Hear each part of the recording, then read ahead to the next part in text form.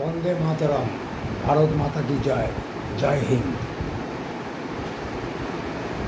বর্তমানে যে সরকার আমরা দেখতে পাচ্ছি, বিজেপি সরকার যেরমভাবে কাজকর্ম করছেন আমাদের মাননীয় মুখ্যমন্ত্রী, তাতে আগামী দিনে আমাদের বাংলার বহুত উন্নতি হবে।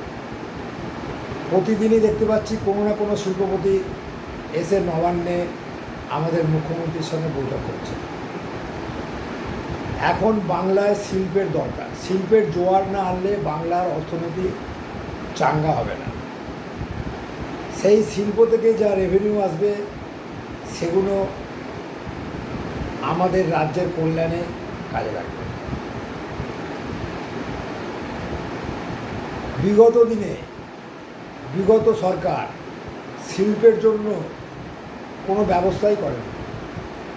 আমাদের এখানে যে সমস্ত পুরনো শিল্প, ভারী শিল্প, কুটির শিল্প ছিল, কুটির শিল্পগুলো তো বন্ধ হয়ে গেছে এবং ভারী শিল্প যেগুলো ছিল সেগুলো বাংলা ছেড়েছে। আগে আমরা কি দেখতাম, হাওড়াকে শেফিল্ড বলা হতো। আমাদের বেরিলিয়াস রোডে এত শিল্প ছিল, এত ছোট ছোট মেশিন শপ ছিল, কল্পনা করা যায় না। বর্তমান দিনে সেগুলো দেখা যায় না, ম্যাক্সিমাম বেশিটাই বন্ধ হয়ে গেছে। তাই বর্তমান সরকার একটু হাওড়ার দিকেও নজর রাখতে হবে। বর্তমান সরকারকে হাওড়ার বেরিলিয়াস রোডকে, যে সমস্ত বেরিলিয়াস রোডে যে সমস্ত শিল্প ছিল, বড় শিল্প তৈরি হলে এইসব ছোট শিল্পগুলো বড় শিল্প থেকে কাজ নিয়ে কাজ করে। এখানে অনেক লোক কর্মসংস্থানে যুক্ত, কিন্তু বড় শিল্প না থাকায় সেই সমস্ত লোকেরা বেকার হয়ে গেছে। বিগত দিনের সরকার এসব কোনো ব্যবস্থাই করেনি। আমরা বর্তমানে কি দেখছি, বিভিন্ন বিধায়ক, কাউন্সিলর তারা শুধু টাকা কামিয়ে গেছে, দেদার টাকা কামিয়ে গেছে, মানুষকে হুমকি দিয়ে, ভয় দেখিয়ে বহু টাকা কামিয়ে গেছে। এমনকি আমরা কি দেখলাম, নির্মল ঘোষ এবং নির্মল ঘোষের ছেলে একজনের ডিয়ার লটারির 1 কোটি টাকা লেগেছে, তাকে ভয় দেখিয়ে তার কাছ থেকে টিকিটটা কেড়ে নেওয়া হয়েছে। চড়তাপ্পড় মেরে মাথায় বন্দুক ঠেকিয়ে টিকিটটা কেড়ে নেওয়া হয়েছে।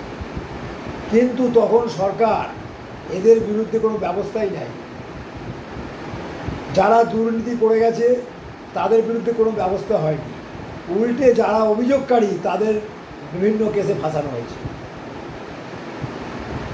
কিন্তু বর্তমান সরকার যে সমস্ত বিগত দিনের কাউন্সিলর, বিধায়কের বিভিন্ন এফআইআর, থানায় এফআইআর ছিল, থানায় কেস ছিল, সেগুলো এখন লাগু হচ্ছে। তাই এখন তারা বাঁচার জন্য কি করে বিজেপি ঘেঁষা হবে সেই চেষ্টা করছে। কিন্তু বন্ধু, এই সমস্ত করে আপনি পার পাবেন না। বর্তমান সরকার যে আইন এনেছে সেই আইনে আপনাকে ফাঁসতেই হবে। আপনি ভাবছেন যে দলটা পাল্টে ফেললাম, জামাটা পাল্টে ফেললাম, বেঁচে যাব, হবে না। আমাদের মাননীয় মুখ্যমন্ত্রী শুভেন্দু অধিকারী একথা আগেই বলে দিয়েছেন।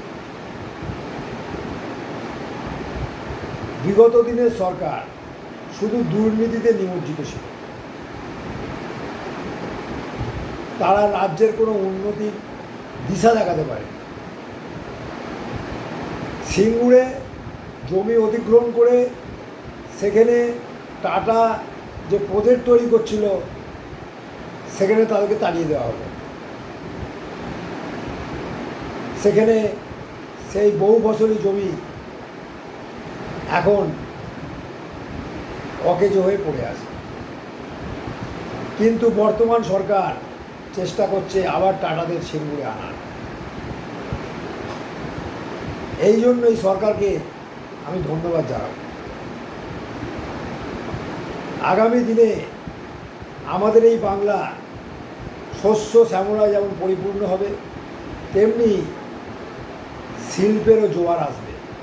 শিল্পের জোয়ার এলে সমস্ত বেকার যারা আছেন সব কাজ পাবেন। ইতিমধ্যেই কতগুলো জুট মিল খুলে গেছে। চা বাগানের চা শ্রমিকদের দিকে নজর দেওয়া হচ্ছে, তারা যাতে প্রকৃত বেতন পায়, কাজকর্ম ঠিকমতো পায়। কিন্তু বিগত দিনে সরকার এসব দিকে কোনো খেয়ালই রাখে না। তাই সমস্ত দিক খেয়াল রেখে বর্তমান সরকার যে কাজ করছে তাকে আমি অসংখ্য ধন্যবাদ জানিয়ে আমি আজকের ভিডিও শেষ করলাম। নমস্কার।